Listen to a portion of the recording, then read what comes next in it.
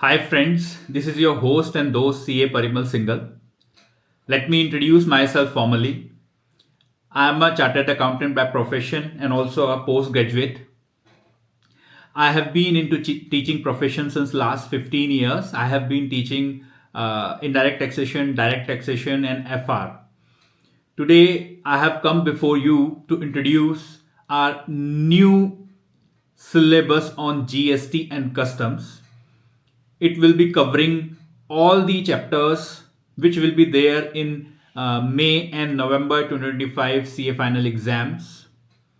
We'll be covering the entire syllabus for indirect taxation paper 5 of CA final.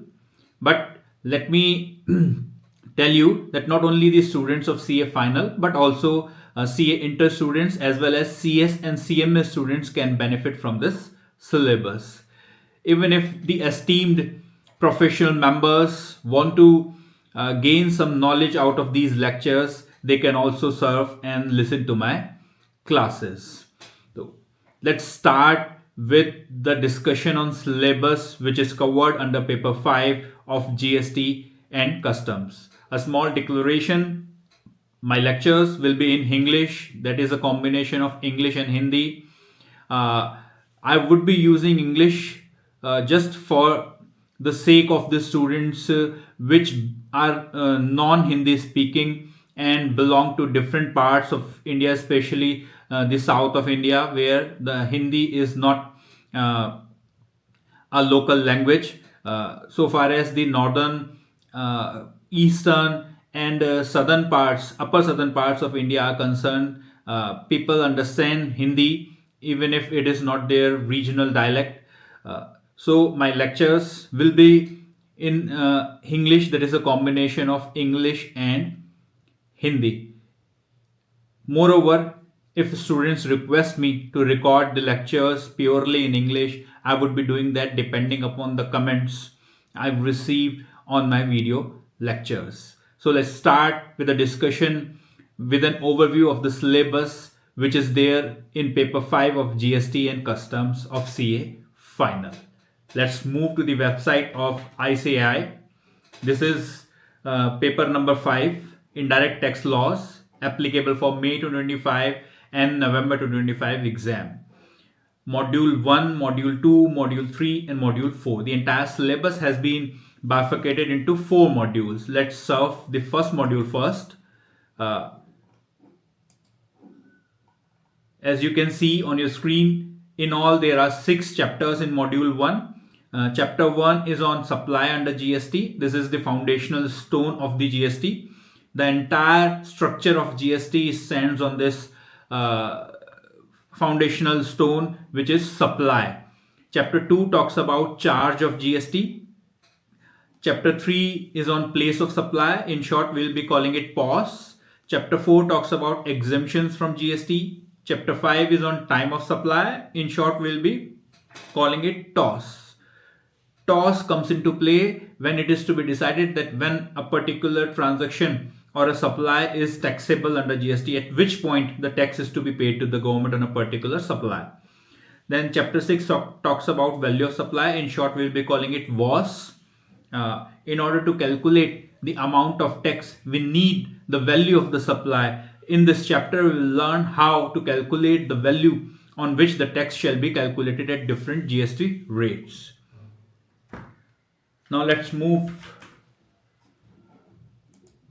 to Module 2. Module 2 covers chapter 7 to 12. Chapter 7 talks about input tax credit.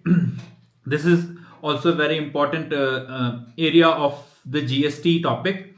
Input tax credit is what, when we buy goods or services and we pay tax in the invoice, that tax is maybe available to us as an input tax credit.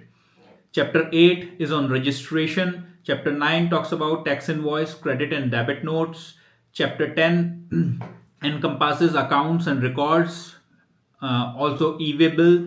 Chapter 11 covers payment of tax. Chapter 12 talks about electronic commerce transactions, and chapter 13 talks about returns. There are many returns under GST, as the GST R1, GST R3B, GSTR 6, GSTR 7, GSTR 8, GSTR 5A, GSTR 5 and others. We'll be discussing all in chapter 13. Let's move to module 3. It covers from chapter 14 to chapter 24. Chapter 14 is on import and export under GST. Chapter 15 talks about refunds. Chapter 16 covers job work. Chapter 17 encompasses asset assessment and audit. Very important topic so far as the practical scenario and practical life concerning GST is concerned. This is the most important topic, assessment and audit. Chapter 18 inspection, search, seizure and arrest.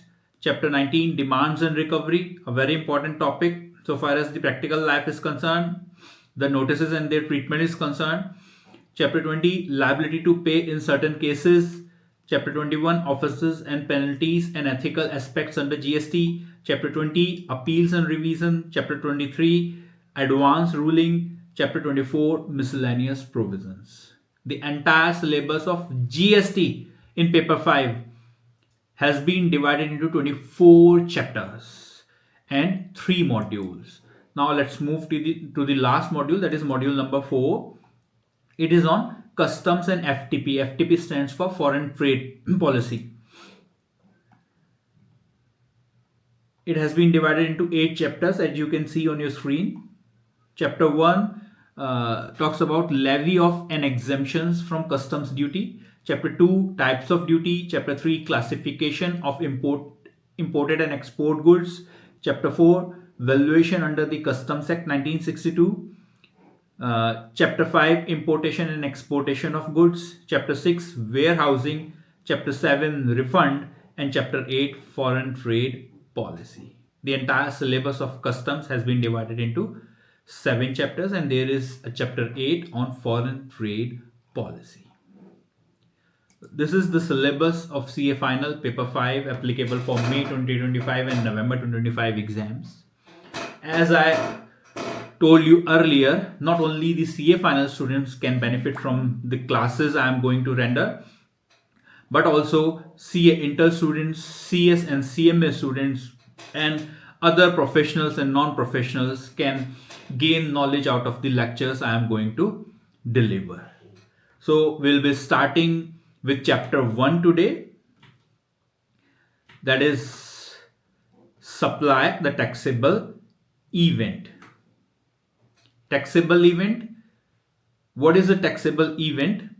Taxable event is that event or ghatna on the occurrence of which the tax which we are talking about gets triggered and that particular transaction becomes leviable to that particular tax. तो आज हम chapter 1 supply से start करेंगे. Supply आधारशिला है, foundation stone है GST की. Unless and until a particular transaction is defined or determined to be a supply, तब तक उसके ऊपर जीएसटी लेवी नहीं किया जा सकता. तो चलिए देखते हैं इस चैप्टर में क्या क्या है और उसको डिटेल में कवर करते हैं.